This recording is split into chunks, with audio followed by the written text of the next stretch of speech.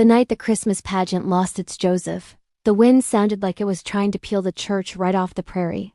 I stood alone at the front of the sanctuary, halfway between the manger scene and the first pew, with a cardboard star in one hand and my phone in the other. Snow battered the stained glass windows so hard, the colored panes shivered in their frames. The building creaked and sighed like an old horse in a storm. We were 3 days from Christmas Eve, 3 days from the children's pageant that half of Pine Ridge waited all year to see. 3 days from the night that always knotted my stomach with memories I never asked to keep. "Come on, Jed," I muttered, staring at my phone screen. "Answer." Straight to voicemail again. For the third time.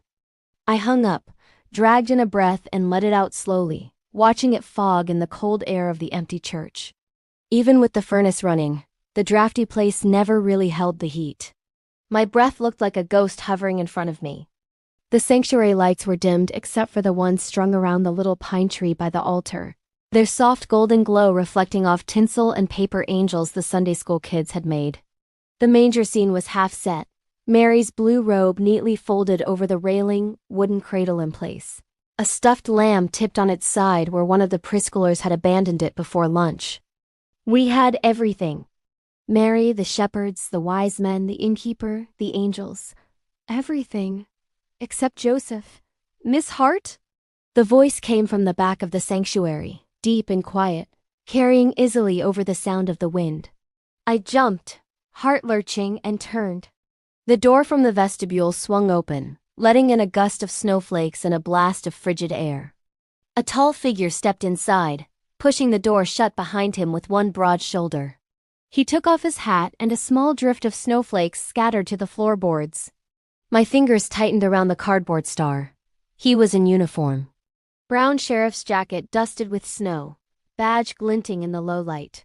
Dark hair damp at the temples, a few threads of gray at his temples.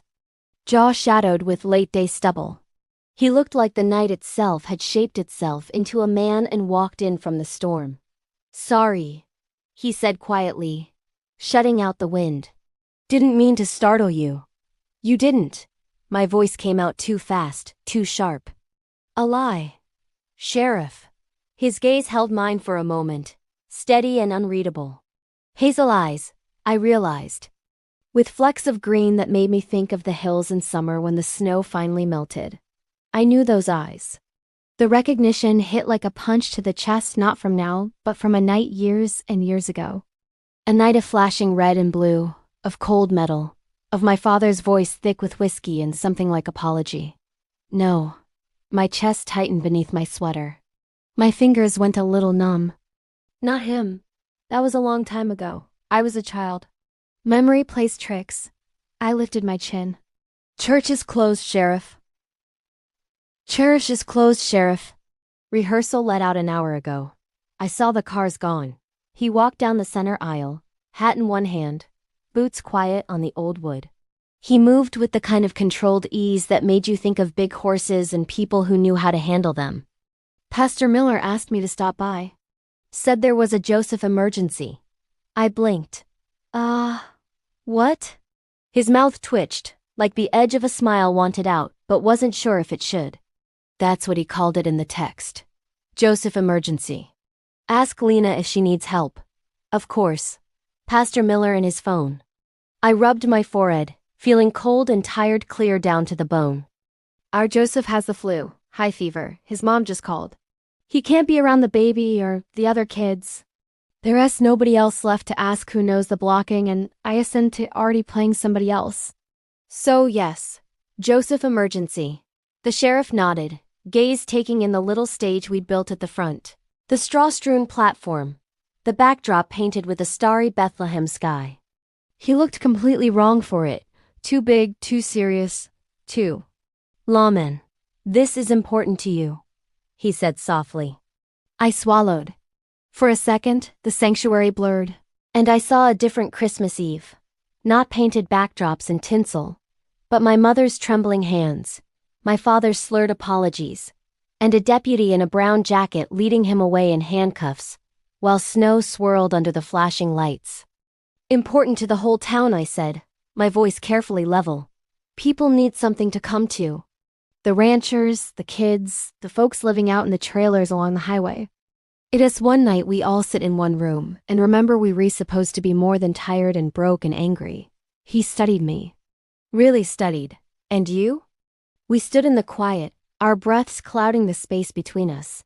The wind raged at the windows. And me what? I managed. What do you need Christmas Eve to be? Safe, I thought. Not like that night. Not like the shouting and the breaking and the metallic snap of cuffs. Different, I said. Better. His jaw shifted. Just a fraction. Something flickered in his eyes, regret maybe. Recognition. I get that. My heart thudded slower, heavier. I knew that voice. Lower now, deeper, but threaded with the same calm I'd heard years ago when everything in my house had been falling apart. Sheriff. I hesitated. Have we met? He went still, hat turning between his fingers. We've lived in the same town a long time. I imagine our paths have crossed. Not an answer. His badge caught the light as he shifted, the engraved name flashing for an instant. Caleb Ward. The world narrowed to that small strip of brass. The name slammed into a door in my mind I'd kept locked for almost 20 years. The door flew open all at once, and memory rushed in kitchen linoleum cold under my bare feet, the smell of spilled beer. My father's shoulders hunched the front door wide open to the snow and the night, and the two deputies standing there. One older, squinting mustache like a broom. One younger, tall, steady, calm eyes that had found mine as they walked my father past the threshold. It'll be all right, he'd said then, voice low. You're safe, honey. I'd hated him for it. Hated the quiet certainty. Hated the badge that said he could take my father away just because he said so. Now he stood in my church, snow in his hair, offering to help save my Christmas pageant. My tongue felt thick. You're Caleb Ward. He watched me, muscles tight in his jaw. Yes, ma'am. I am. My fingers clenched around the cardboard star so hard the point bent. You arrested my father, I whispered. The words hung in the air like frost. His gaze didn't flinch away. Yes, he said quietly. I did. Afterward, I would replay that moment 100 times, what I said. What I said. Afterward, I would replay that moment 100 times, what I said. What I said. What I said 100 times. What I said. What I didn't say, the way the wind howled and the lights flickered, the way his eyes stayed steady on mine when everything inside me wanted to run. At the time, I did the only thing I knew how to do when the past threatened to swallow me. I made a list. Joseph, I told myself out loud, stepping back from him. Costume. Blocking. Donkey. My voice wobbled. The kids need a Joseph. That's all this is. He didn't try to come closer. Just stood there, giving me space, hat still in his hand. If you'd rather find someone else, I'll understand, he said. But the roads are getting bad, and most folks are already home. Pastor Miller thought I might fill in. He sounded almost awkward on the last words, like they didn't quite fit in his mouth. I imagined him standing beside the manger in his brown shepherd's robe, holding a fake staff, while the children sang, "Away in a Manger." The image was absurd. And for some reason, comforting too. You've done enough for my family, Sheriff, I said, sharper than I meant to. You don't owe us anything. Something flickered in his eyes, a quick flash of pain gone so fast. I might have imagined it. This isn't about owing, he said. It's about helping, that's my job. Even when folks don't much like the sight of me. Guilt pricked, but I still couldn't quite look at him. The lights flickered again, harder this time. The sanctuary went dim for a heartbeat before the old bulb surged back, humming. You should get home, he added. Storm's turning nasty. Of course it was.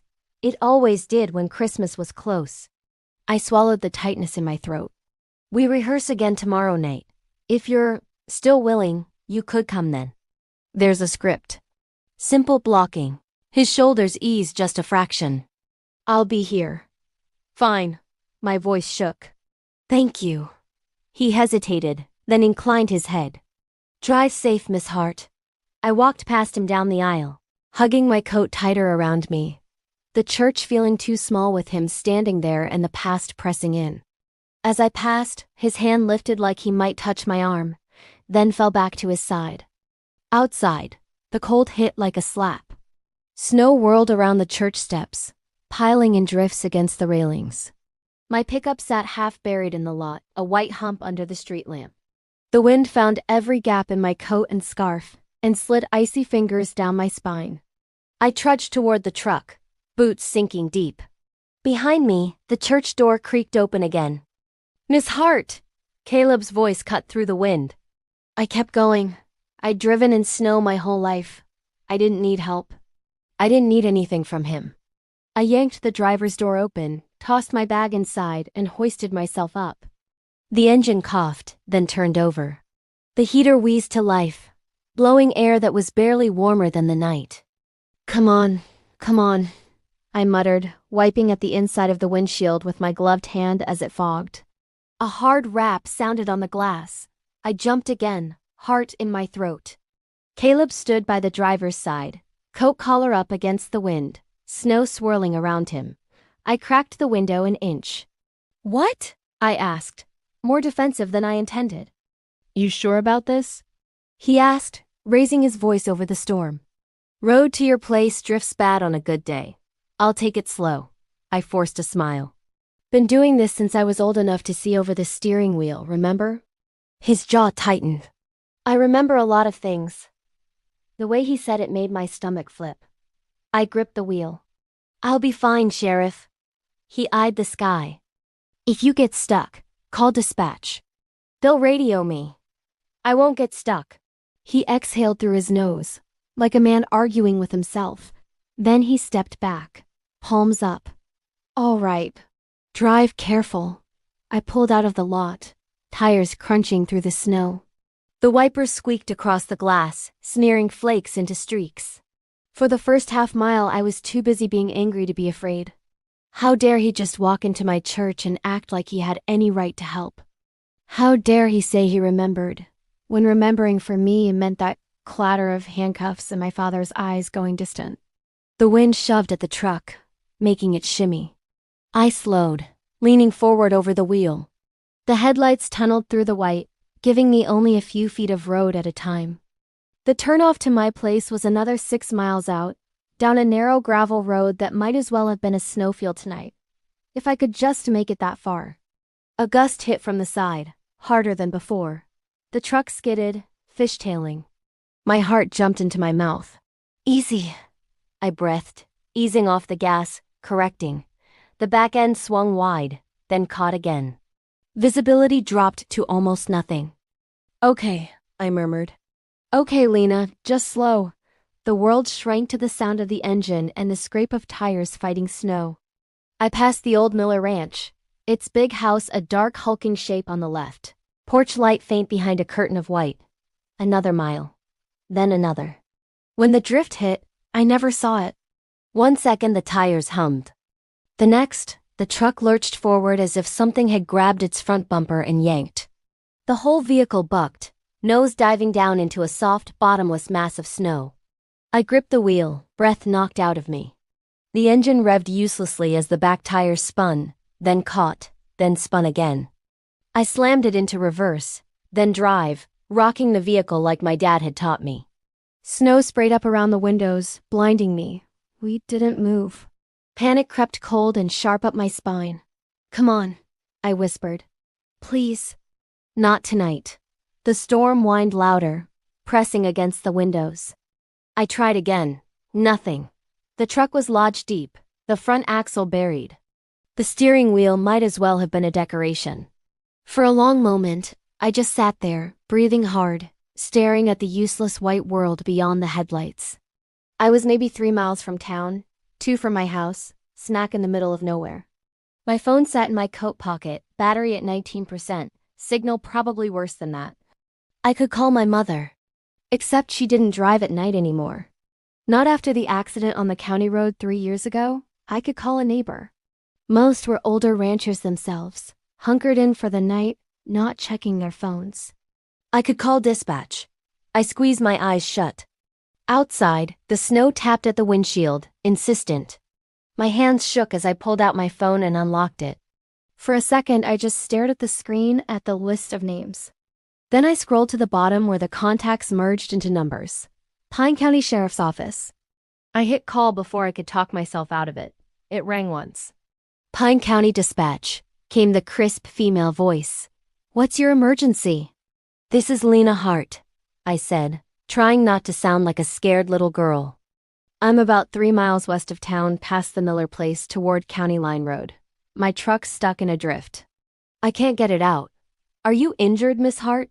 No, just stuck. Can you see any landmarks?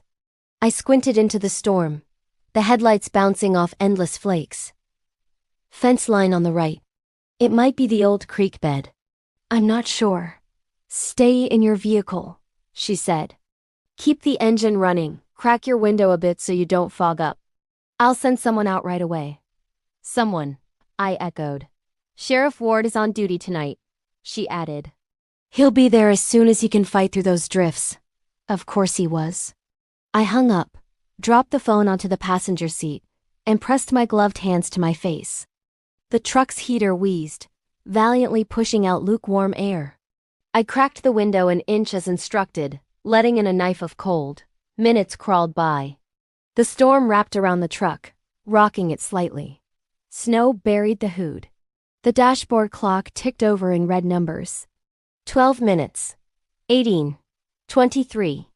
I started to shiver, the kind of deep shiver that starts in your bones. Headlights appeared in the rearview mirror like 2 small suns, hazy through the white. Relief shot through me so fast my eyes stung. The other vehicle pulled up behind mine, lights washing over the inside of my cab. The silhouette of a man stepped out into the storm, coat flapping. He came up along the driver's side, shielding his face with one hand. His knuckles tapped the glass. I rolled the window down a little further. A blast of icy air slammed in. You really hate asking for help, don't you? Caleb said, breath steaming. I laughed, a shaky broken sound. You have no idea. His gaze swept over my face, taking in the tightness around my eyes, the tremble at the corners of my mouth. You all right? I'm fine. He gave me a look that said he knew better, but didn't call me on it. You're not going anywhere in this thing tonight. Drifts got you belly deep. I'll get you dug out tomorrow once the county plow clears the road. I can walk, I insisted. It's only 2 miles home. He shook his head. Snow had already dusted his dark hair again. Wind like this, you get turned around in 10 feet. I've pulled too many bodies off roads just like this to gamble with that. The words pulled the air out of my lungs. Then what? I whispered. Do I just live in my truck now? His mouth softened at the edges. I've got a place not far off. Ranch house and a small cabin. You can ride with me, warm up, wait out the worst of this. I'll get you home when it's safe. Stay with him. The thought twisted through me, hot and cold all at once. I don't think... Lena. My name in his mouth made something low in my chest tremble. You don't have to be alone tonight. I closed my eyes. Snow hissed against the truck. The heater coughed. Fear and old anger wrestled in my chest. But beneath all of that was something else, something steadier. The memory of his voice that night long ago telling me I was safe. The way he'd stood in the church tonight, giving me space, answering honestly when I threw the past in his face. You're safe here, he said quietly, like he could read my thoughts. As long as you want to be. I opened my eyes and met his. Okay, I whispered. I'll come. He nodded once. Good. His breath fogged between us. Kill the engine. Grab what you need. I'll walk you back to the truck. I blinked. This is my truck. He huffed a small laugh. The one that moves. As I shut off the engine and the hum died, the silence rushed in, deep and absolute. I grabbed my bag, my gloves, the hat my mother had knit me last winter, pulling it down over my ears as I opened the door. The wind hit like a wall. For a second, I swayed, one boot searching for solid ground. Snow rose nearly to my knees. A strong hand closed around my elbow. Steady, Caleb murmured. Hold on to me. I didn't want to. I wanted to prove I could stand, walk, survive every kind of storm on my own. But the wind shoved again and I stumbled. Instinct won. I grabbed his forearm, fingers digging into the solid muscle beneath his sleeve. Warmth shot up my hand where we touched, a shock against the night's icy teeth. He tucked me close to his side, turning his body into a shield against the wind, and together we fought our way back through the swirling white toward his truck. Caleb's truck was older than mine, but bigger, heavier, sitting high on off-road tires that looked like they could claw through a blizzard without breaking a sweat. He opened the passenger door, helped me climb in, then shut it tight before circling around to the driver's side. I watched him through the frosted glass as he moved, efficient, steady, no wasted motion. The kind of man who knew exactly how much he weighed, how much his boots weighed, how much snow his truck could plow before it lost traction. The heater in his cab roared, blowing air so hot it stung my chilled cheeks. He slid behind the wheel, slammed the door, and for a moment the two of us just sat there, breathing, letting the warmth soak in. Up close like this, the cab felt small. His presence filled it, all quiet strength and faint scents of leather and coffee and cold air. "Seatbelt," he said gently. I fumbled for it, fingers clumsy. The buckle clicked home. I exhaled, shoulders slumping. "You're shaking," he observed. "I'm fine," I insisted automatically. He didn't argue, just nodded toward the dashboard. Glove compartment. "There's a spare pair of wool mittens in there. And a thermos in the back if you don't mind lukewarm coffee." My throat tightened. "You always drive around with emergency supplies?" "Part of the job." He put the truck in gear, easing us back onto what I assumed was the road. All I could see was white. People get themselves into all kinds of trouble this time of year. Broken down trucks, lost calves, kids who thought they could cross a field in a snowstorm and shortcut home. He said it with a tiny wry smile that made me think of specific kids, specific storms. "You ever leave anybody out there?" I heard myself ask, then wished I hadn't. The question too close to my own fear. His jaw flexed. "Not if I can help it." I popped the glove compartment. The mittens were thick and hand-knit, a soft gray blue. I pulled off my damp gloves and tugged them on, the wool immediately holding my heat. The drive couldn't have been more than 10 minutes, but it felt like we were driving through another world. The headlights carved a narrow tunnel through the swirling snow. Beyond that, there was nothing, no sky, no fields, just endless white and the occasional ghostly shape of a fence post or tree. "And this is your idea of not that bad?" he said after a minute dry. I almost smiled. "You should see a real storm." "Oh, I have. That's why I'm not letting you hike home through this one." His words should have stung, but they didn't. Not exactly. There was something under the teasing, a protective edge that made my chest ache. "Turnoffs up ahead?" he said. "You won't see it." "I barely can." The truck slowed, then jostled as we left the main road, tires crunching over what must have been a narrower lane. A dim shape materialized through the snow, a gate. Then another, farther in a long, low building to the left, lantern light glowing faint and yellow through its windows.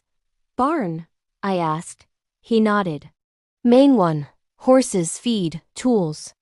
"Cabins just past it." Sure enough, as we rolled by, a smaller, square shape loomed out of the storm, a one-story cabin with a covered porch and a scattering of snow-sagging evergreens around it. A single light glowed in the front window, warm and inviting, like something from a painting. My chest tightened unexpectedly. I'd grown up in a ranch house bigger than this, 2 stories, and a wraparound porch and more rooms than we knew what to do with. But there was something about the way that little cabin sat in the snow, soft light spilling onto the drifted steps, that made a part of me that had been cold for years lean toward it. He parked close to the porch steps, engine rumbling. "Stay put," he said gently. "I'll get the door, then come back for you." "You don't have to." He gave me a look that said he most definitely did. Then he was out the door, hunched against the wind, striding up to the porch. I watched as he stomped his boots, unlocked the door, and pushed it open, a wedge of golden light spilling onto the snow. Then he came back, pulled my door open, and offered his hand. I took it. His fingers closed around mine, warm and strong. Together, we hurried up the steps and into the cabin. The heat hit me in a wave, sweet and immediate. The air smelled like wood smoke and coffee and something faintly spicy, maybe pine or cinnamon. The living room was small but cozy, a worn leather couch facing a stone fireplace, a colorful quilt folded over the back. A pine tree stood in the corner, not tall and elegant like the one in the church, but stout and real, strung with a simple strand of white lights and ornaments that looked handmade: wooden hearts, tiny knit stocking strings of popcorn and cranberries. Lantern light and the flicker from the fire washed the room in gold. Caleb shut the door and turned the deadbolt with a quiet click. He took his hat off, shook the snow from it, and hung it on a peg by the door next to a heavy coat. For a second, we just stood there in the entryway, dripping melted snow onto the mat, breathing the warm air. "Boots can stay by the door," he said softly. "You can hang your coat there too." I shrugged out of my coat, fingers still clumsy. He reached to help, careful not to touch more than the fabric. The courtesy made something in me relax. Underneath, I wore a faded red sweater, the wool worn soft at the cuffs, and jeans tucked into my boots. Beside him, I felt small, like a red cardinal beside a pine trunk. "You live here alone?" I asked, more to fill the silence than anything. He nodded. "Most of the time. My ma comes for a few days at Thanksgiving and Easter. My brother pops in when he's between jobs and needs a couch. But yeah, just me usually. No Christmas lights tangled by kids. No muddy boots in all sizes lined up by the door. No holiday chaos. Kitchen's through there." He tipped his head toward a doorway. "I've got coffee. Cocoa if you'd rather. There's stew in the crock pot. Wasn't planning on company, but there's enough for two." My stomach growled, betraying me.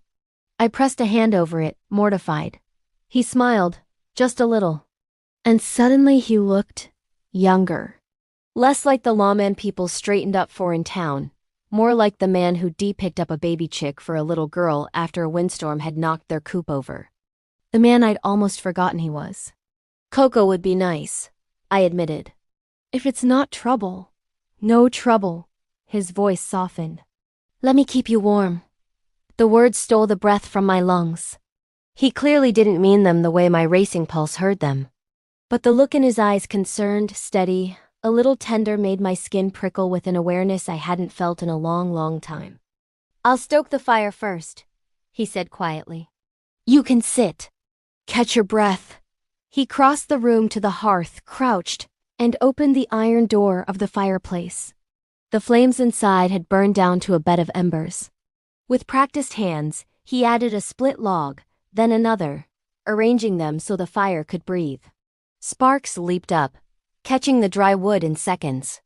Warm light washed over his face, softening the hard angles, throwing gold into his eyes.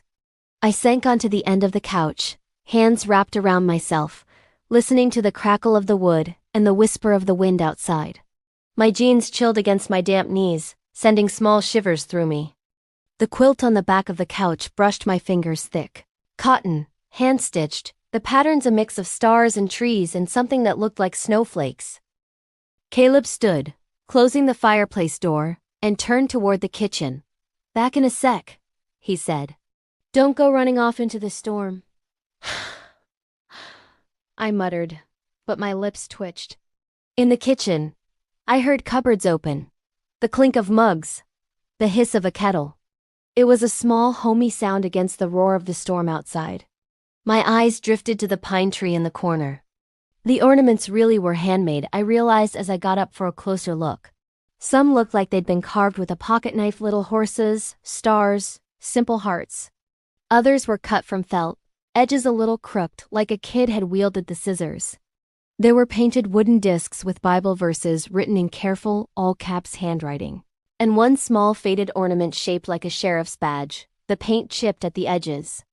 I reached out, fingertips hovering over a wooden heart with a clumsy red mainted on it. "Ma," Caleb's voice said from the doorway. I jerked my hand back guiltily and turned. He stood there holding two mugs, steam curling up from both. His eyes were softer now, watching me by the glow of the tree lights. "She made that one the year I moved out here," he said. "Wasn't sure I'd decorate." Brought a whole box of ornaments she and my grandma had made, just in case. It's beautiful, I said honestly. Simple. Feels like Christmas is supposed to feel. Quiet and a little crooked? He teased. Real, I said. Handmade. Like the people who made it mattered more than the way it looked. The words surprised me as they came out. I hadn't planned on saying something that true. He held my gaze for a moment that seemed to last longer than a breath. Then he crossed the room and offered me one of the mugs. I wrapped both hands around it, letting the heat seep into my skin. The scent of cocoa and cinnamon rose, sweet and comforting.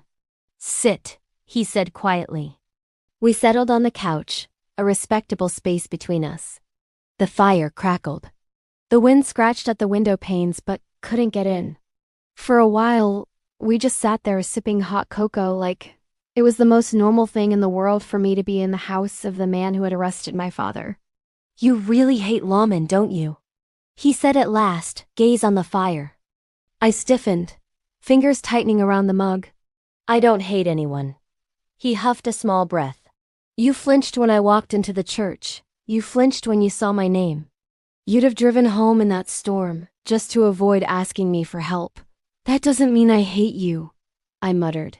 It just means I remember. Yeah, his jaw flexed. So do I. I stared down at my cocoa, watching the tiny bubbles on its surface tremble. Why did you say yes? He asked softly. To coming here, after you recognized me. You could have waited for one of my deputies, insisted on it. Dispatch would have sent someone else if you'd asked. I'm not the only one on rotation. I thought of that moment in the truck, my finger hovering over the call button, the blizzard wrapping around the cab like a fist. I don't know, I admitted. Maybe I was tired of being mad at you from far away. He turned his head toward me, brows drawing together. Maybe, I went on, words finding their own path. I wanted to see what kind of man you grew into, so I can decide if it's worth being mad anymore. A corner of his mouth tilted up, but his eyes stayed serious. And? Jury still out? Very much, I said, but my lips twitched. He chuckled, low and warm, and something inside me unwound a little. A log shifted in the fireplace, sending a plume of sparks dancing up the chimney.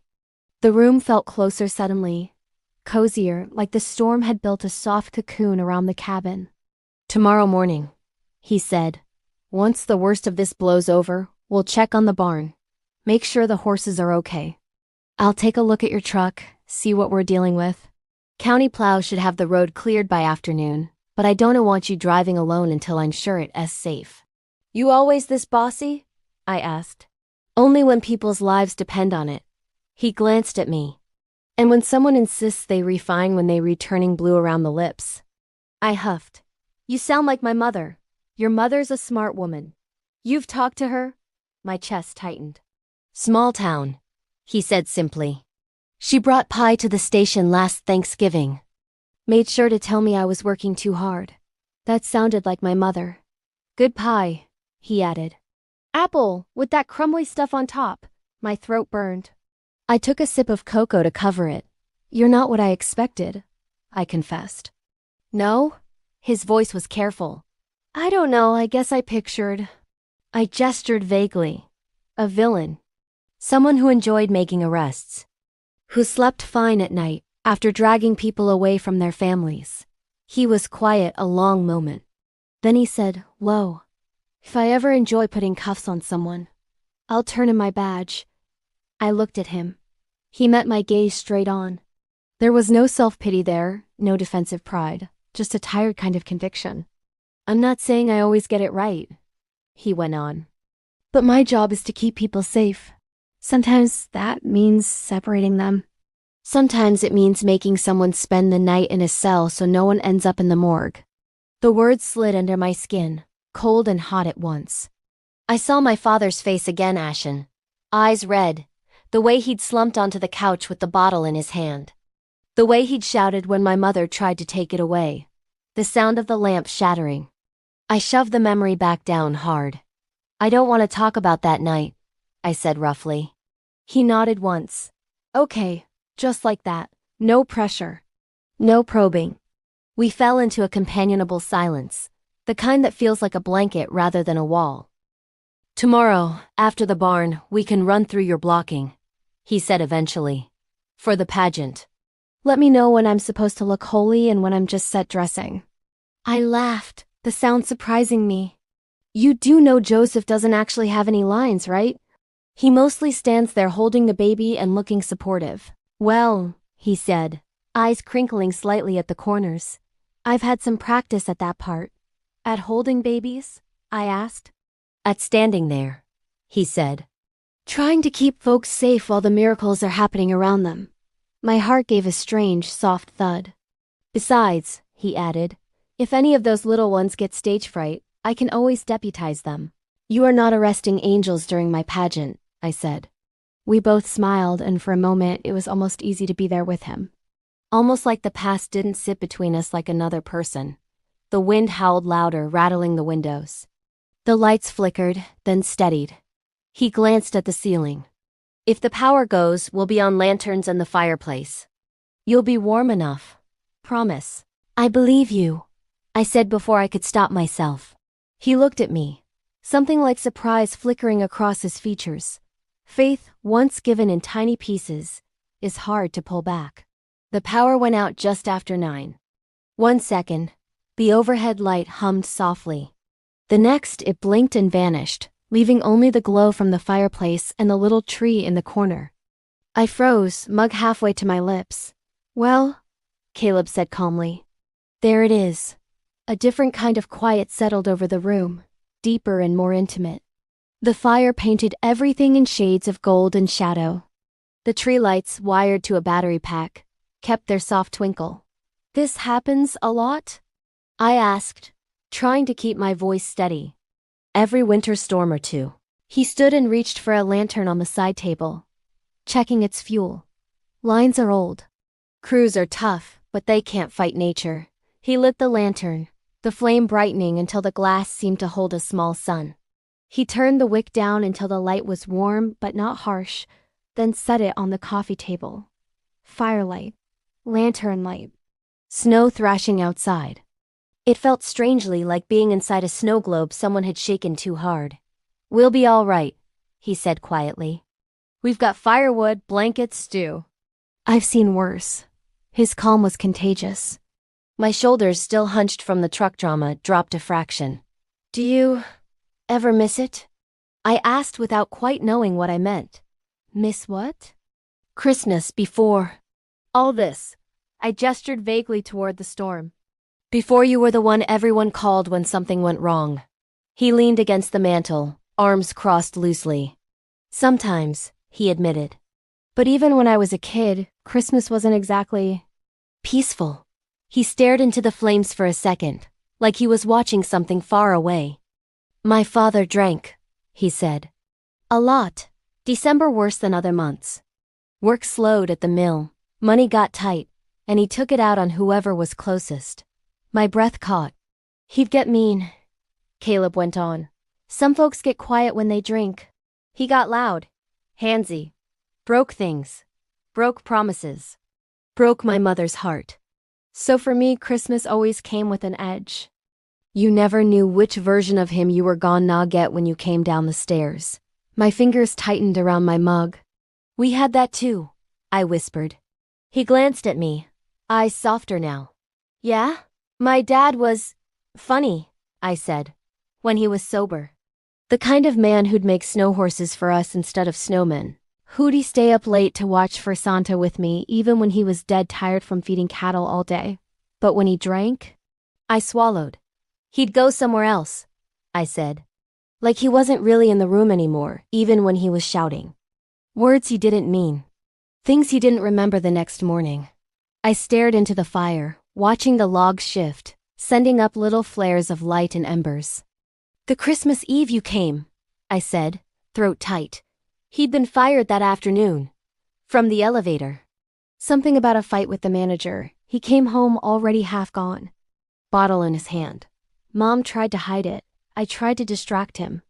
New dress she'd bought me. Songs I'd learned at church. He kept saying Christmas didn't want him. That we'd all be better off if he was gone. My eyes burned. I blinked hard. He threw the tree, I whispered, with all the ornaments still on it, into the wall. Glass everywhere.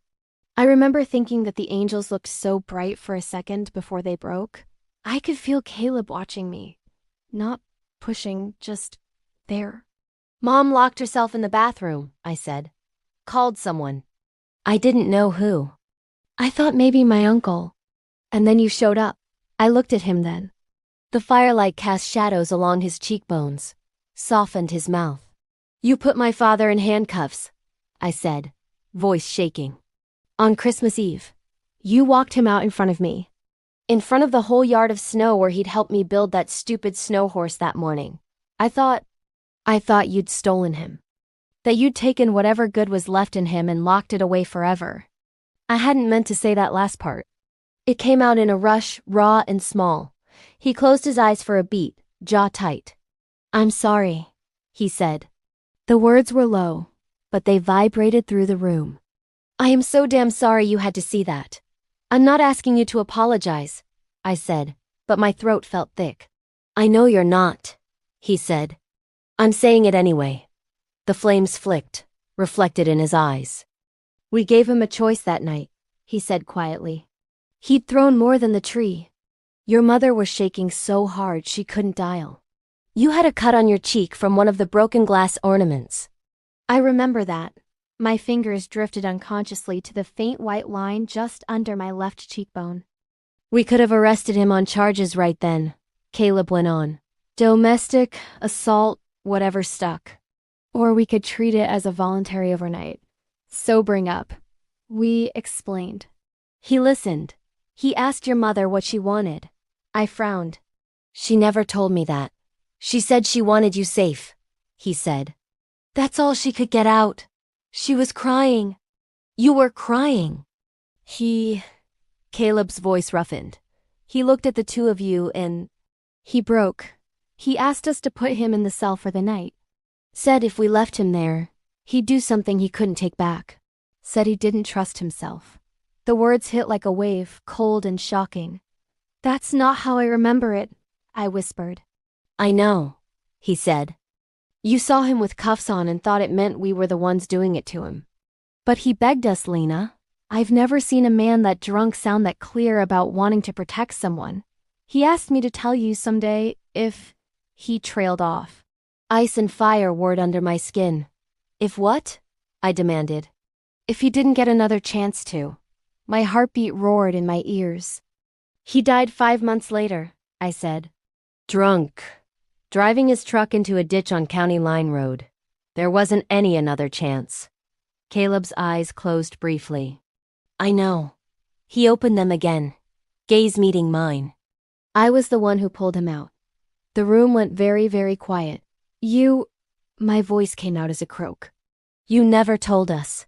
Your mother didn't want you at the hospital, he said gently. Didn't want you remembering him that way. She sat with him while he slipped. I stood in the hall and signed paperwork. It wasn't my place to tell you then. My chest hurt. I set my mug down carefully on the table because my hands were suddenly unsteady. So instead, I said, you waited 20 years. His jaw flexed. I waited for you to be ready to hear the rest. Who says I am? My eyes burned hot. You get to decide when I'm ready now? Is that part of your job too? Pain flickered across his face. No. Then why now? My voice rose, sharp-edged. Because I'm stuck in your cabin and the power is out and there is nowhere else for me to go. Because you decided this was finally a convenient time to clear your conscience? He flinched like I'd slapped him. That's not what this is, he said, steady but quiet. Then what is it? I demanded. Because as far as I can tell, you keep showing up at the exact moments my life splinters, and you decide who stays and who goes and whose story gets told. My breath came fast. Tears blurred the fire into smears of orange. He stood there, lantern light haloing him, taking every word like he believed I had a right to throw them. You're right, he said finally. My anger faltered. What? You're right to be angry, he repeated. You're right that I had power in those moments you didn't. But I walked into your house with a badge and took your father away on the worst night of your childhood. That I was there when he died and you weren't. That's a lot for one man to hold. He exhaled, looking older than his years for a second. I can't change any of that, he said quietly. I can't give you back that night or any of the mornings after. The only thing I can do is tell you the truth now, as best I know it, and let you do whatever you need to with it. My hands shook. What if I don't want your truth? I whispered. Then I'll still be here, making sure you get home safe once this storm passes, he said. And I'll stand in that pageant like a piece of Christmas scenery and I'll smile at those kids and I'll go home afterward and mind my own business and you never have to speak to me again if that's what you choose. He meant it. I could see it in the set of his shoulders, in the way he didn't reach for me even when my eyes filled. You think I don't doubt myself? He asked softly. Every time I put on this badge, I wonder if I deserve to be the one carrying it. If the things I've done in the name of protecting this town have hurt more than they helped. I've lain awake more nights than I can count, asking myself if I should have done something differently in your house that night. But I can't go back there. The only direction I know how to walk is forward. The anger and grief and confusion inside me tangled into a messy knot. I sank back onto the couch, burying my face in my hands. My shoulders shook once, twice with hot, helpless tears. I hadn't cried about that night in years, not really. Maybe in little leaked-out pieces, when a song on the radio hit too close, or when my mother flinched at a slammed door. But not like this. The cushion dipped beside me, weight shifting the quilt. Caleb didn't touch me, didn't crowd. Just sat there, close enough that I could feel his warmth like a small fire beside mine. I don't know how to forgive you, I said thickly through my fingers. He was quiet a long time. I don't know how to forgive myself, he said finally. That more than anything made the tears slow. I dropped my hands and looked at him. He stared at his own palms resting on his knees, like he saw everything they'd ever done there. The cuffs they'd closed, the hands they'd steadied, the lives they'd failed to save. My father hurt people too, he said. Said things he couldn't unsay. I spent half my childhood waiting for the apology that was going to make it all better. Did it ever come? I asked. Not the way I wanted, he said. He sobered up for a while. Had some good years at the end. But the apology wasn't this big, dramatic thing. It was him showing up at my games. Fixing things he'd broken around the house. Bringing my mother coffee instead of grabbing a beer. Little amends. Day by day, he looked up, meeting my eyes. I can't undo what I did in your house, he said. But I can show up now. I can stand in your Christmas pageant like a fool in a robe because it matters to you. I can dig your truck out of a drift. I can make sure you're not alone in a blizzard. I can tell you every piece of the truth I've been carrying, even if it makes you hate me more at first. His voice dropped lower. And if that still isn't enough, I can step back, he said. Let you build a life that has nothing to do with me. As long as you're safe, I can live with that. A log cracked in the fire, sending up a shower of sparks. For a heartbeat, the world seemed to boil down to the space between us on that couch. To the choice hanging in the air. I could get up. Demand he drive me to town as soon as the road cleared. Refuse to rehearse with him. Refuse to listen. Or I could sit here and breathe and let his words settle. And maybe, just maybe, let something thaw inside me. My fingers found the edge of the quilt and twisted it. What was he like? I asked softly. In the cell. He blinked. Your father? I nodded. He looked back at the fire, expression distant. Quiet, he said. Once the adrenaline wore off, very quiet, he cried some. Not loud. Just tears that wouldn't stop. He kept asking if your mother was mad, if you were scared. He said he never wanted you to see him like that again. That if he could trade places with any man in town, the worst drunk, the sorest ranch hand, he would, if only it meant you'd get a decent father out of the deal. My throat closed. He held his head in his hands and said, She had a cut on her face. Caleb went on, voice roughening. Over and over again. She had a cut on her face. My little girl and I put that there. He swore he'd never raise his voice in that house again. But he did, I whispered. He went right back to drinking. Addiction is mean, Caleb said quietly. It's not about whether someone loves their family enough. It's about whether they can outrun something that claws at them from the inside. Sometimes they win. Sometimes they don't. He lost, I said. Yeah, Caleb murmured. He did. We sat there, letting the sadness settle. He really asked you to tell me? I asked. He asked both of us, Caleb said. Me and my partner. Sighed. If she grows up thinking you stole me, you tell her I asked for that cell. Tell her I wanted to be the kind of man who put his daughter's safety first. At least once. My eyes filled again. You should have told me sooner, I whispered. I know, he said. Every time I saw you in town, at the diner, at the co-op, in the back row at church, you were smiling at someone, carrying a pie, organizing a fundraiser, living. And I thought, maybe you don't need me reopening that wound. Maybe it's enough that you're standing there at all. But I did need it, I said. I needed to know he tried. His voice slipped even lower, a soft rasp. Then I'm sorry I waited this long, he said. For your sake. The fire popped, sending warmth washing over us. Slowly, like someone had poured warm honey into my veins, a strange peace began to seep in. Not complete, not perfect, but different.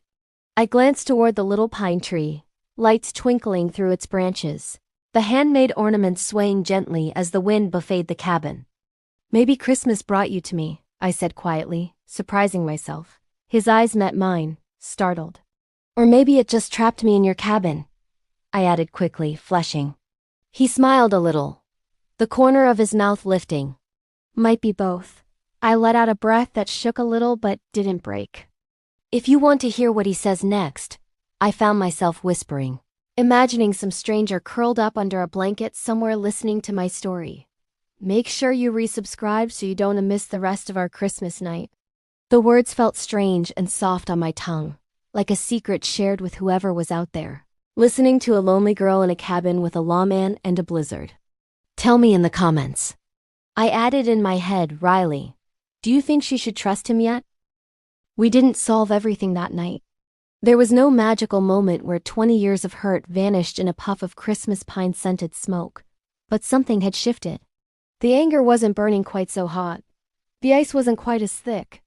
Eventually, the steady crackle of the fire, the warmth of the cocoa, and the emotional exhaustion tugged at my eyelids. I yawned, covering my mouth with the back of my hand. You should sleep, Caleb said gently. Long day. Longer night. And where exactly am I supposed to do that? I asked, glancing around the small cabin. You can take the bed, he said immediately. I'll take the couch. I'm not kicking you out of your own bed, Sheriff. It's Caleb, he said softly. And you're my guest. That's the end of that argument. Stubbornness flared. We can share the couch, I said. Head to foot. Like a camping trip. I nodded toward the door. You need to be near the entrance anyway. In case someone calls.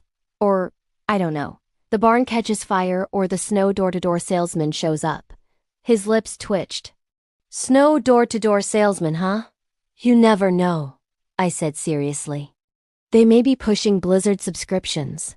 His laugh rolled through the room, warm and surprised.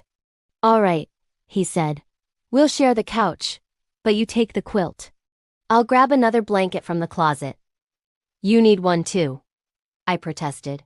He just shook his head, amused, as he went to the hall closet and pulled out a second quilt.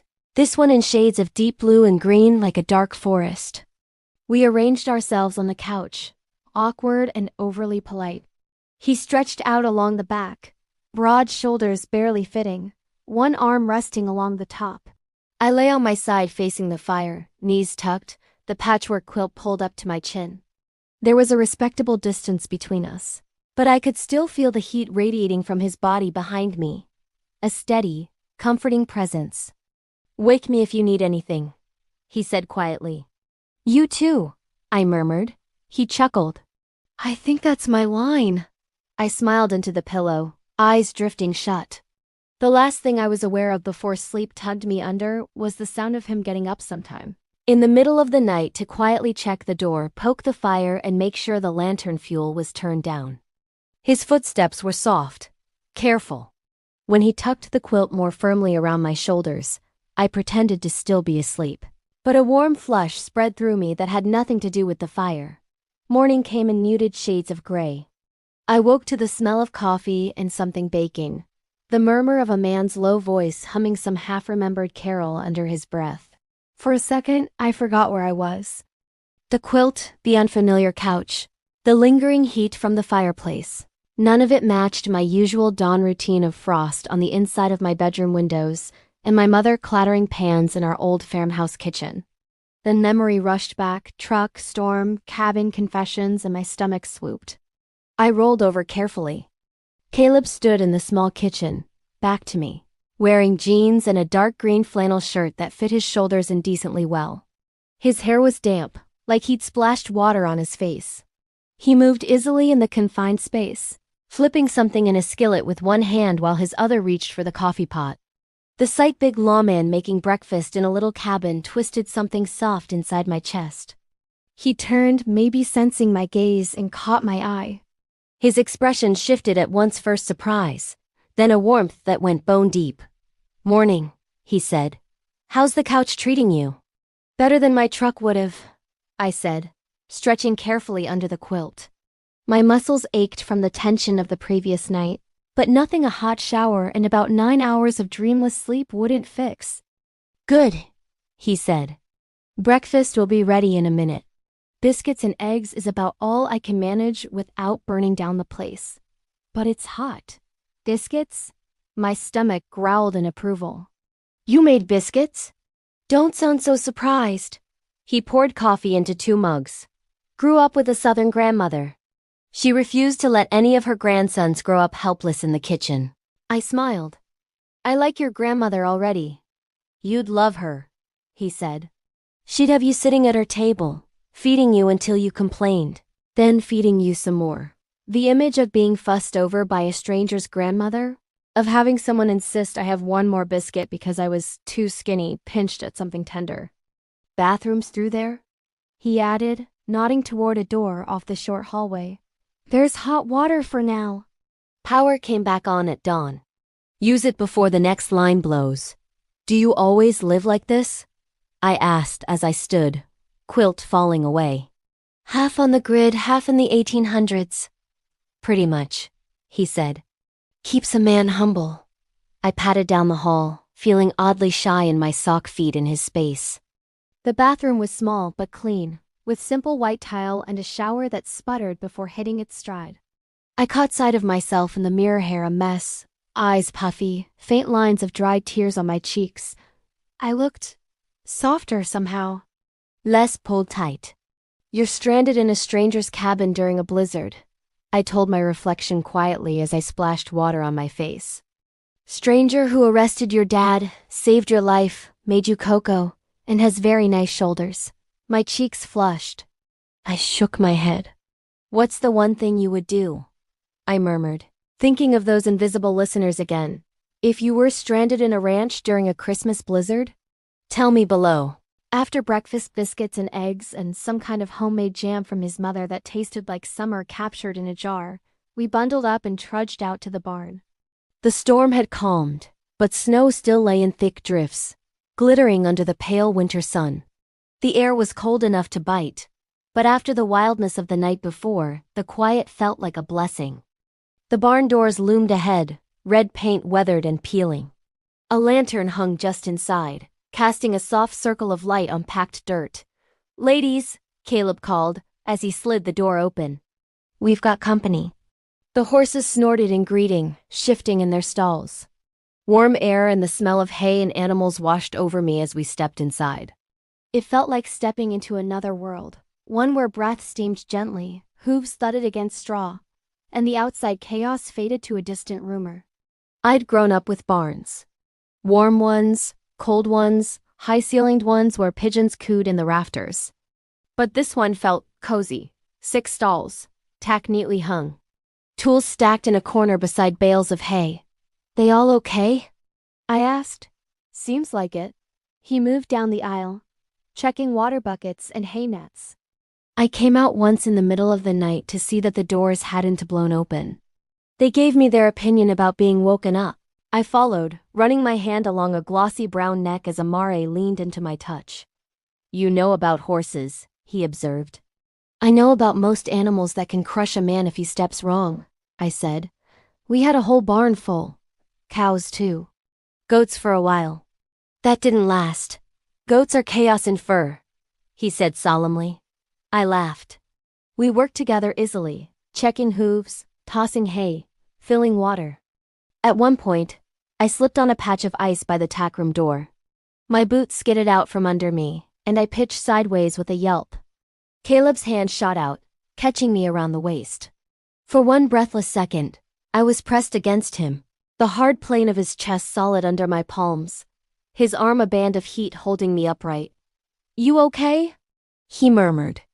I could smell him soap and leather and that faint pine from the cabin. My heart thudded against my ribs in a frantic rhythm. "Yeah," I managed, voice a little breathless. Graceful as always. He didn't let go right away. His gaze searched my face, close enough now that I could see the tiny flecks of gold in his eyes. "Careful," he said softly. I don't want to have to explain to the town why the pageant director showed up on a crutch. His thumb brushed, barely against my side as he steadied me. The touch was almost nothing. A ghost, but it sent a cascade of warmth skimming under my skin. I stepped back, cheeks hot. "Thanks," I mumbled. "Anytime," he said, voice low. The words hung between us, heavier than they had any right to be. We spent the late morning and early afternoon working on pageant rehearsal, Caleb's term said with mock seriousness. He let me drape a spare sheet around his shoulders like a robe, pinning it clumsily at the neck while he stood in the middle of his living room. "How do I look?" he asked, deadpan. "Like someone arrested the wrong shepherd," I said, biting back a smile. "That bad?" "The beard helps," I admitted, eyeing his stubble. Joseph probably didn't have a badge, though. He reached up and unpinned the sheet, handing it back. "I can leave that part at home." We went through the blocking. He stood by the makeshift manger, a throw pillow in a basket while I gave cues. "When Mary comes in, you move to her left," I said. "Put your arm around her shoulders. Look at the baby. Try to look, I don't know, proud, protective." "I can do protective," he said quietly. I believed him. At one point, I stopped mid-sentence, realizing what was happening. I was giving stage directions to the man I'd spent 2 decades blaming for my worst Christmas. Telling him where to put his hands, where to stand, when to smile. And it felt normal. Strange and uncomfortable and normal, all at once. "He really did ask for the cuffs," I said suddenly, blurting it out like the thought might vanish if I didn't grab it. Caleb, halfway to the imaginary manger, paused. "Yeah," he said softly. I swallowed. "And you kept that promise to tell me someday." "I tried," he said. "Even when I didn't." I nodded slowly. "I don't know what to do with that," I admitted. "You don't have to do anything right now," he said. "You can just hold it. See how it settles." The simplicity of it made my eyes sting.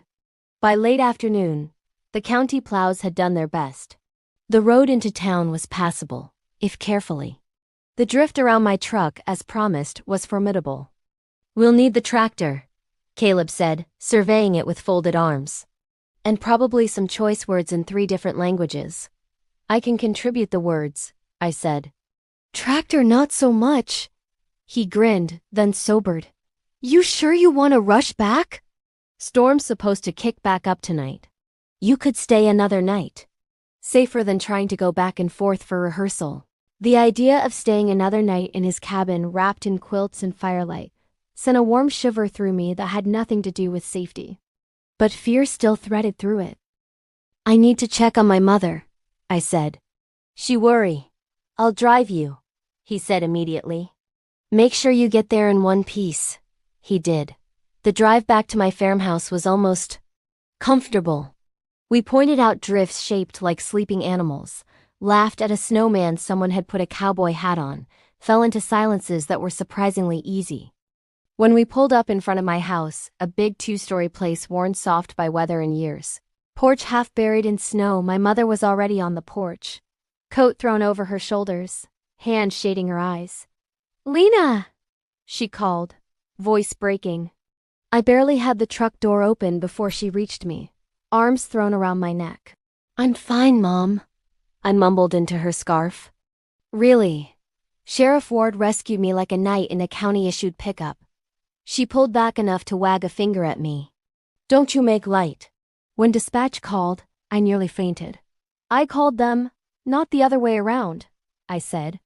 "I'm the one who got stuck." Her gaze shifted to Caleb, who had come around the truck to stand a few feet away, hat in hand. "Sheriff," she said, her voice softening. "Thank you." "Just doing my job, ma'am," he said, but his eyes were gentle. She looked between us. Something flickered across her face, curiosity maybe, worry, hope. "You'll stay for supper," she said suddenly. "Both of you." "Mom," I began. "It's the least we can do," she insisted. "I've got stew on.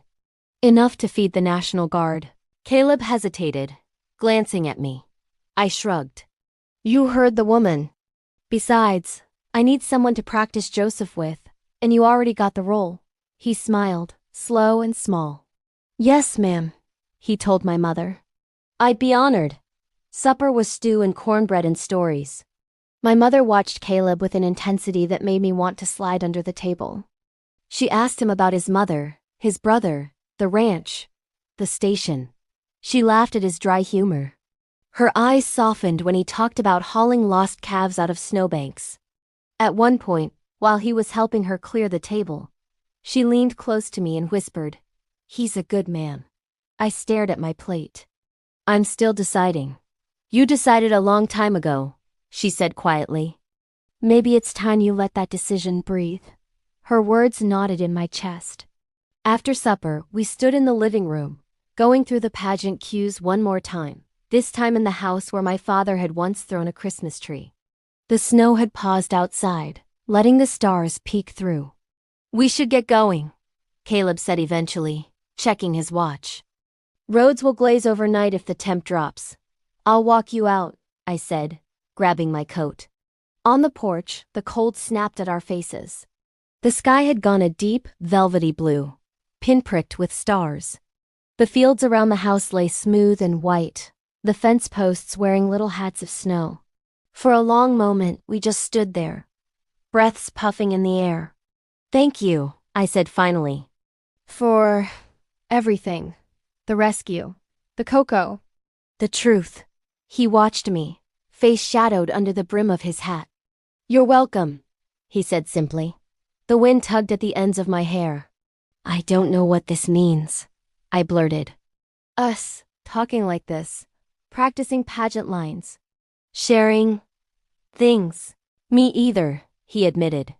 "But I know I don't want to go back to never speaking when we pass each other in town." My heart skipped. "Feels like we've been circling the same wound from opposite sides," he added. "Maybe it's time we meet in the middle." I swallowed hard. "And what happens if we do?" His gaze dropped briefly to my mouth, then back to my eyes. "I don't know," he said. "But I'd like to find out." The air between us hummed. The stars seemed to hold their breath. He took a half step closer, close enough that I could see the shadow of stubble along his jaw, the little crease at the corner of his eye. Close enough that I could feel the warmth radiating off him, even in the cold. "Lena," he said softly. "I'm going to kiss you now. If you don't want that, tell me, and I'll take 3 steps back and go straight to my truck." My heart pounded so hard I could feel it in my fingertips. I'd been kissed before. Awkward dates in high school. A boy who tasted like beer behind the bleachers. One almost relationship in college that fizzled when he decided Christmas on the prairie was too small town for him. None of those kisses had ever come with a choice spoken out loud like that, with respect built into the asking. My voice caught. All the years between that night and this one stretched out behind us. All the pain, all the resentment. All the times I'd hugged my own shoulders instead of letting anyone else hold me. The wind whispered against the porch post. Yes, I said, so softly I wasn't sure he heard me. I want that. He exhaled, a shudder of relief or tension, or both. Then he leaned in. The kiss wasn't fireworks. It was slow, careful, like he was afraid I might break if he moved too fast. His lips were warm against mine, gentle, the kind of kiss that asked more than it took. My hands, which had been fisted in the pockets of my coat, slid up almost of their own accord to his chest, resting there over the steady beat of his heart. Heat unfurled in my stomach, slow and sweet. He tasted faintly of coffee and winter air. The brim of his hat brushed my forehead. One gloved hand came up to cradle the back of my head, fingers threading lightly through my hair. I felt safe, seen, held, not claimed. When he finally pulled back, it was with obvious effort, his eyes dark and searching. Okay? He murmured. I nodded, a little dazed. Yeah, that was very okay. He smiled, small and genuine, the kind of smile that made new lines form at the corners of his eyes. Good, he said. And then the universe, being what it is, chose that moment to toss another obstacle straight at us. Lena! A voice shouted from the driveway. We broke apart like teenagers caught by a furious parent. Our neighbor, old Mr. Jenkins, stood by his truck, hat askew, cheeks bright from the cold. His breath was coming fast, puffing in little clouds. Sorry to interrupt, he said, not sounding sorry at all. We got trouble. The pageant wagon broke an axle on the hill past town. Kids, costumes, half the nativity stuck. Snow's coming back in, and she's leaning funny. Could roll if we don't get up there. My blood ran cold. The kids are okay? I demanded. For now, he said. But they're scared. Parents are scrambling for trucks. Pastor Miller says we need the sheriff. Caleb straightened, jaw already set. I'll get my truck. I grabbed his arm. I'm coming with you. The hill's slick, he said. You don't have to. These are my kids, I said fiercely. My pageant. I'm not sitting at home while they restuck on a hill in the dark. He looked at me for a long moment, then nodded once. Gear up, he said. We roll in 5.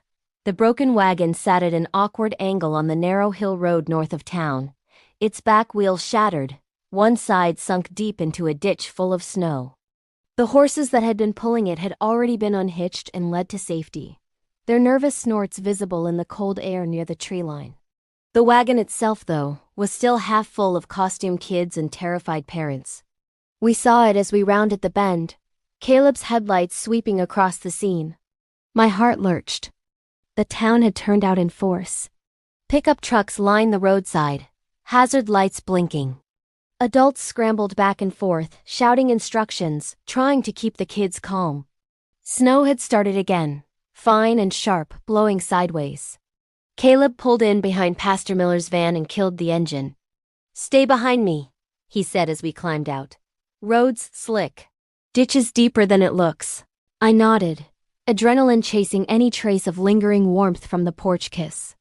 The air was thick with noise-crying kids, worried parents, the crunch of boots on ice, the occasional snap of wood as the wagon shifted.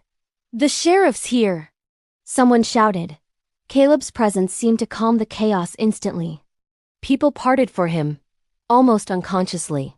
He moved through them with purpose, voice low but carrying. Everybody back from the downhill side, he called.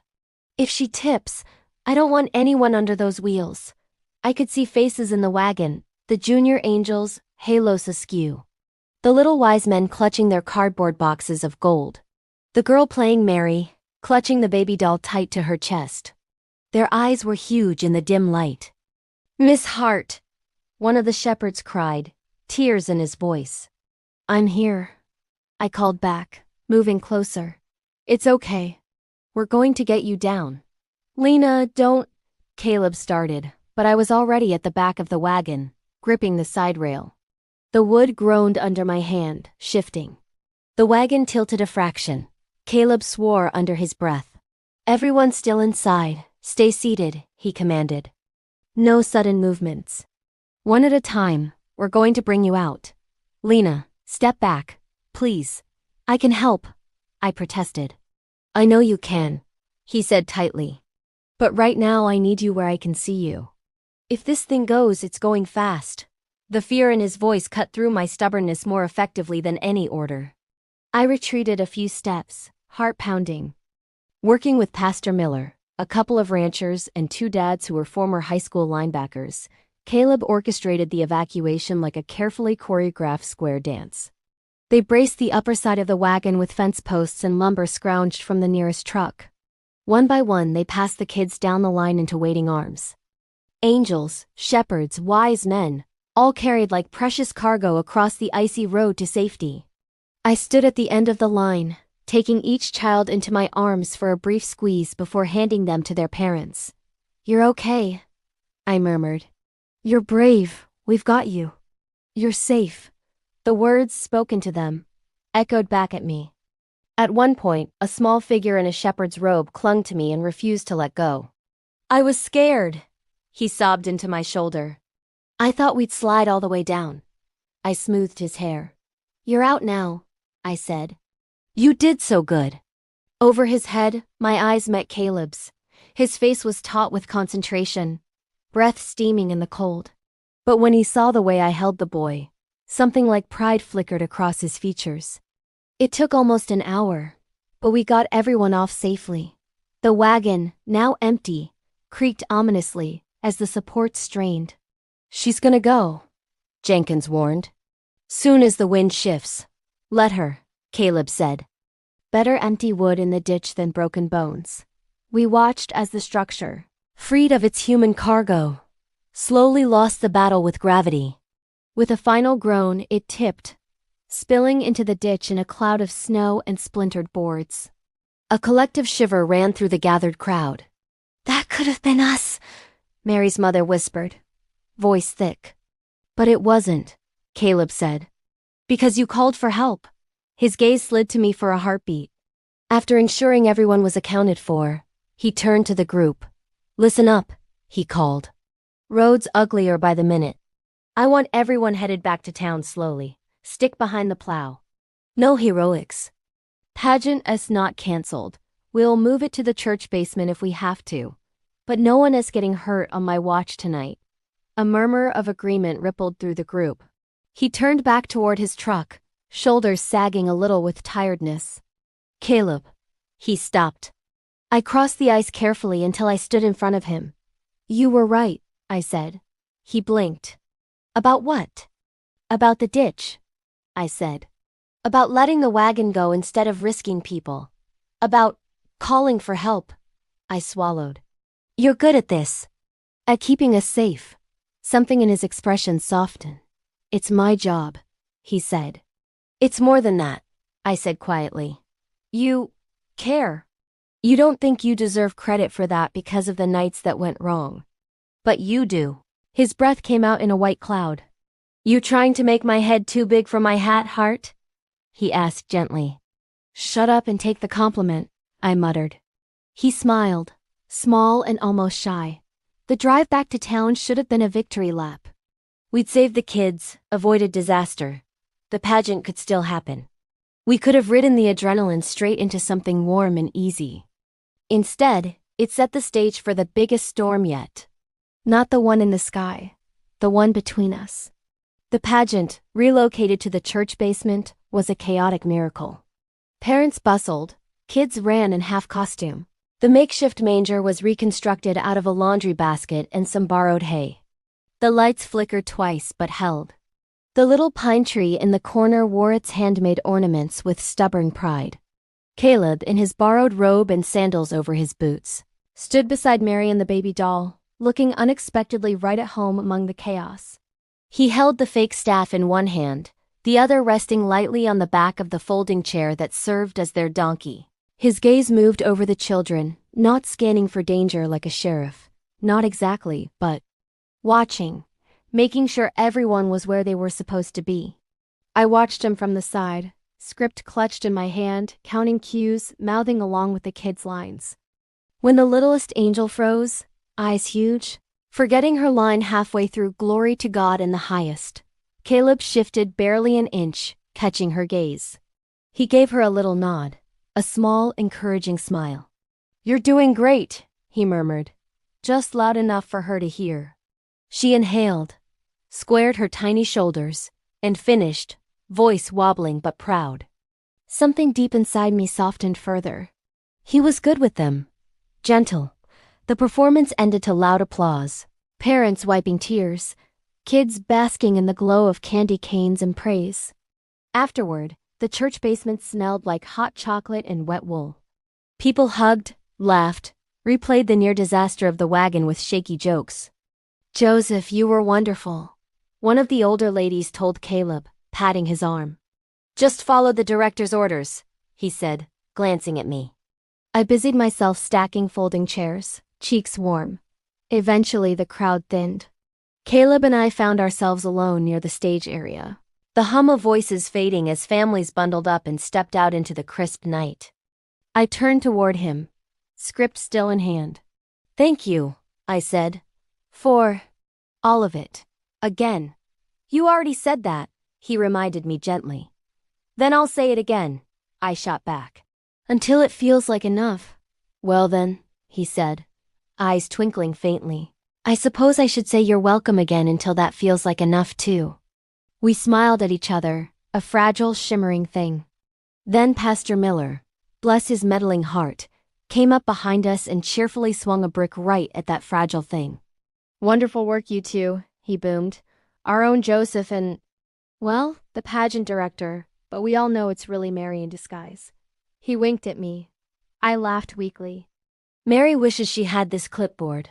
Caleb chuckled. "You know," Pastor Miller continued, "standing up there watching you, I had the strangest feeling. Like I'd seen the two of you in front of this church once before, in different roles." My stomach dropped. "Pastor," I said tightly. He waved a hand. Now, Lena, don't worry. I won't start sermonizing. I just think the Lord has a way of weaving stories we don't understand at the time." A frightened little girl on the porch, a young deputy doing his best, a hard night nobody wanted. And now here you are, 20 years later, protecting the children instead of needing protecting. I felt the air squeeze out of my lungs. Caleb went very still beside me. "Maybe this is what redemption looks like," Pastor went on. "Same people, same church, different ending." His words were meant to comfort. I knew that. Instead, they sliced right across the tender place we just started to uncover. "Redemption?" I repeated, voice thin. "For who? Him? Me? Me? Me? Me? Me?" "My father, Lena," Caleb murmured. "You don't have to. You don't get to have this narrative," I snapped, spinning on him. "Not you, not Pastor. Not anyone who wasn't in that house that night." The clatter of a folding chair echoed as I dropped it. "Lena," Pastor said, taken aback. "I didn't mean—" "I know what you meant," I said. "Everyone in this town knows that story, don't they? Poor drunk Tom Hart. Brave sheriff. Tragic accident later. Good thing the law was there to keep the women folk safe." Caleb's face tightened. "That is not, isn't it?" I demanded.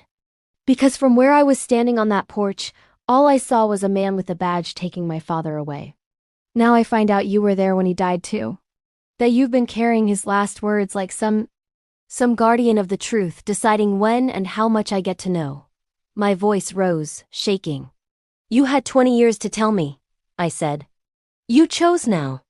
You chose this week, this pageant, this night, to drop all of this on me and then kiss me on my front porch like some kind of Christmas miracle." Hurt flashed across his face. "That kiss wasn't a plan," he said, voice low. Woitish low. "It was the first honest thing I've wanted to do in a long time." "Honest?" I laughed. The sound brittle. "You stand there talking about apologies and amends and how my father tried, while you held on to his last real attempt at one like it was your personal burden to carry. You don't get to talk to me about honesty." Pain hardened into something like anger in his eyes. "I held on to it because your mother asked me to," he said, words clipped. "She wanted to tell you herself when you were ready. Then life happened. Grief happened. I saw you picking up extra shifts at the diner, organizing coat drives, caring for everyone in this town but yourself. I didn't want to add one more weight you had to carry. So, yes, I waited. Too long. I've already said I'm sorry for that. I'll say it again if you want. But don't you dare tell me I liked it. Tears burned behind my eyes. That's not, I began, then stopped, breathing hard. The basement doorway framed Pastor Miller's retreating back as he wisely gave us space. This is too much, I whispered. All of it. The memories. The pageant, you. I can't sort through 20 years of hurt in 2 days and decide what to do with what I feel when you're near me. His shoulders dropped a fraction. What do you feel? He asked softly. I hugged my arms around myself, staring at the scuffed church floor. I feel like I'm 12 and 32 at the same time, I said. Like I want to hit you and hold on to you and run away from you and fall into you all at once. I feel like there's a knot in my chest that's finally starting to loosen. And I'm terrified that if I let it, everything I've used to hold myself together is going to fall apart. Silence pulsed between us. I don't know how to be in the same room with you without remembering that night, I finished, voice raw. And I don't know how to be without you now that you're under my skin like this. His jaw flexed as if something physically hurt. I never wanted to be your pain, he said. But I can't pretend I haven't been. All I can do now is ask you to give me a chance to be something else. I shook my head, tears spilling over. I need space, I said. Time. I can't think straight with your face right in front of me and the whole town watching to see what we do next. The words tasted like ash, but they were true. He flinched like I'd hit him, but he didn't argue. Okay, he said quietly. Take all the time you need. I meant what I said in the cabin. I'll stand back if that's what is best for you. He hesitated, then added, voice barely above a whisper.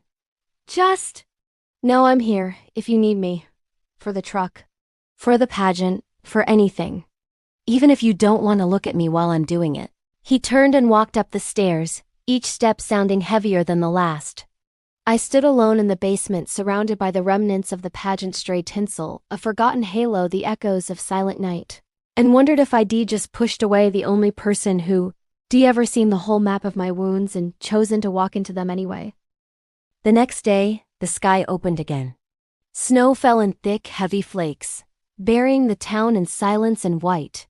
The world narrowed to the distance between my house and the barn, the church and the diner, the path my boots carved along the shoveled porch. Inside, my mother moved quietly around the kitchen, stirring pots, straightening stacks of mail that didn't need straightening. She watched me with those eyes that had seen better and worse days, and knew not to push. You going to the Christmas dance? She asked finally, late that afternoon. The annual town Christmas dance at the Grange Hall was as much a part of Pine Ridge as cows and gossip. I'd gone every year since I was old enough to toddle through the buffet line. Some years as a kid standing on my father's boots.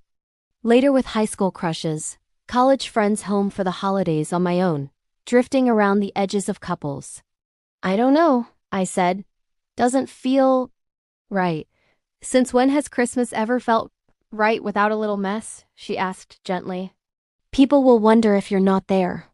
You're the one who organizes half the cookie table. I half smiled. You're very invested in my cookie reputation. Somebody has to be, she said. Also, if you stay home, I'll drive myself crazy thinking about what you're not saying. She had a point. So I went. The Grange Hall was strung with white lights and evergreen garlands. Paper snowflakes hung from the ceiling, spinning lazily in the heated air. The smell of chili and coffee and punch and slightly burned cookies filled the space. Couples danced to a local band covering Christmas standards with a country twang. Kids ran in packs underfoot, faces sticky with frosting. Elderly folks held court at tables along the walls, sharing stories that started with back in '78. I helped restock the cookie table, refilled the punch bowl, smiled when people complimented the pageant. Nodded when they spoke about the wagon incident as if it hadn't nearly turned disastrous. Sheriff sure kept a cool head, someone said at my elbow. We're lucky to have him. Yeah, I murmured, gaze drifting across the room. He was there, of course. Caleb stood near the back, talking with one of the ranchers, hat tucked under one arm.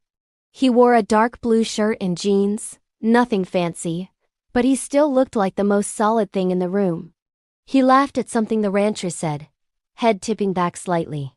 The sound, even across the distance, prickled my skin. Our eyes met. The world seemed to slow. He inclined his head in a small, respectful nod. No expectation, no plea. Just acknowledgement. I nodded back, heart thudding. I turned away before the current between us could pull me in. For the next hour, I pretended to be busy. I talked to the band about the set list. I helped Mrs. Jenkins find her lost mitten.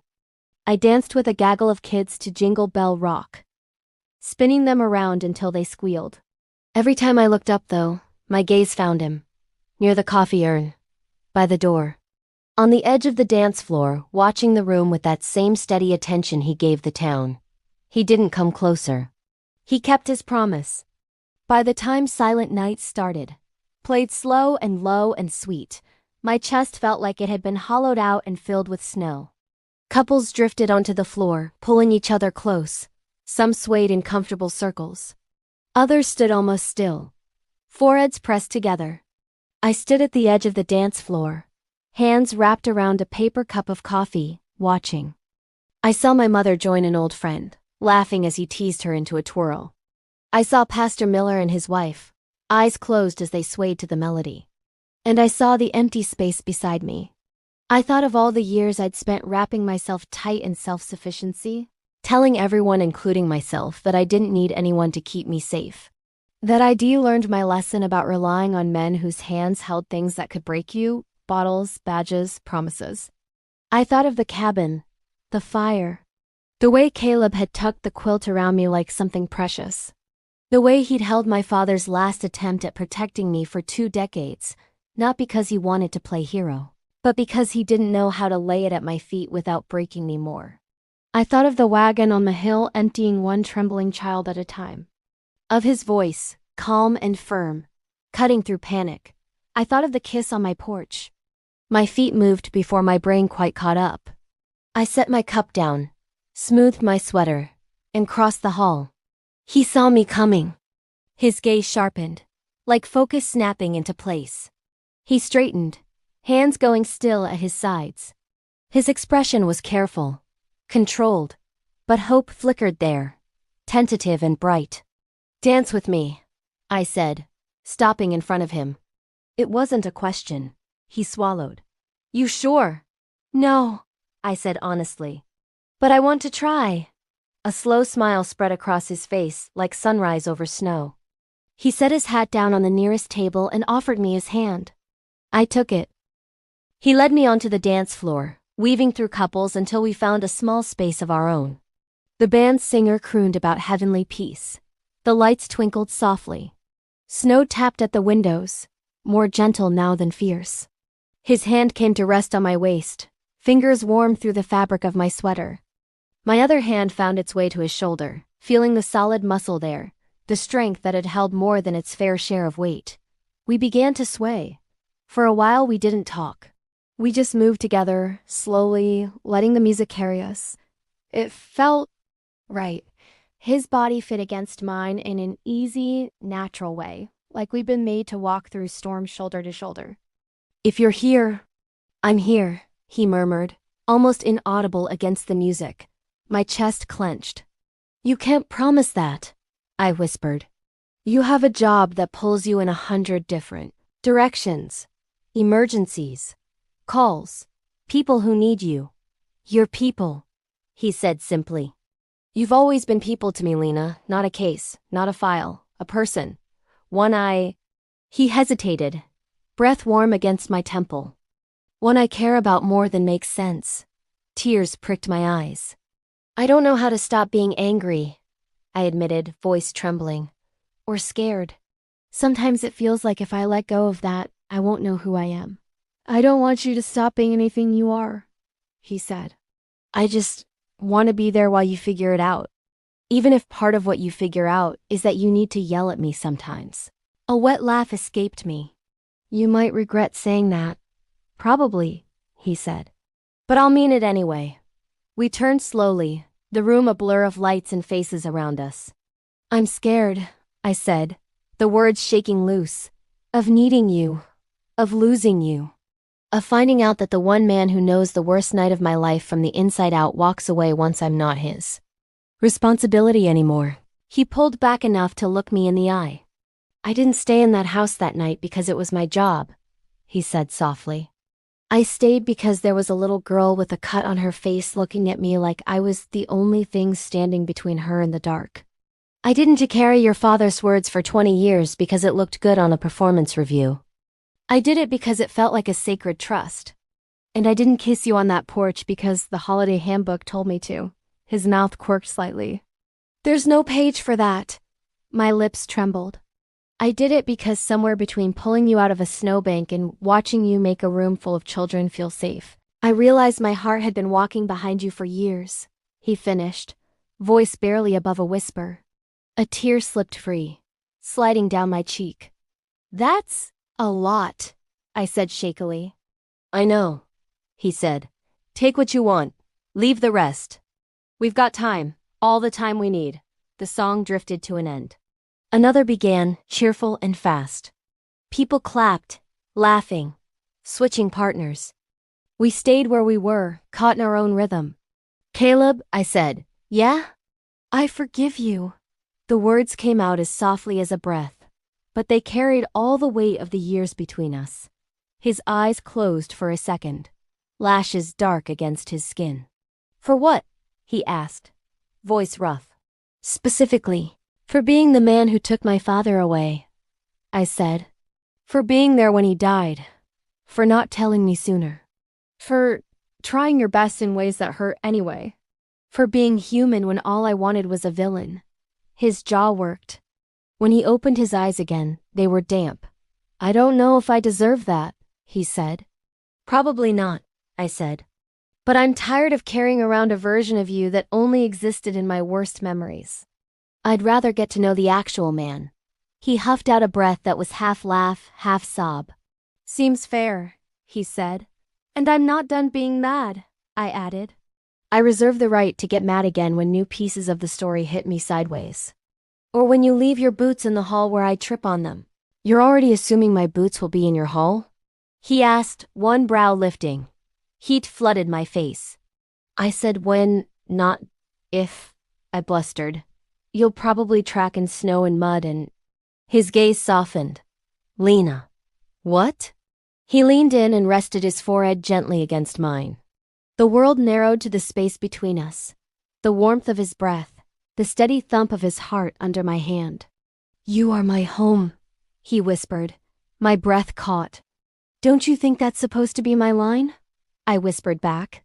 We can share, he said. Seems like the kind of thing that can hold both of us. My lips curved. I never thought Christmas could feel like this again, I admitted. Not soft, not safe, not like... Possibility. He brushed his nose against mine, a tender almost kiss.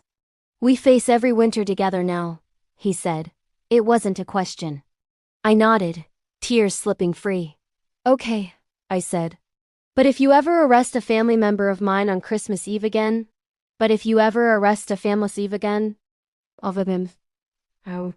again. Of mine on Christmas Eve again. We're going to have words.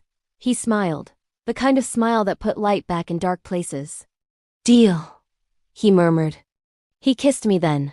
Another slow, careful Christmas soft kiss, full of warmth and apology and promise.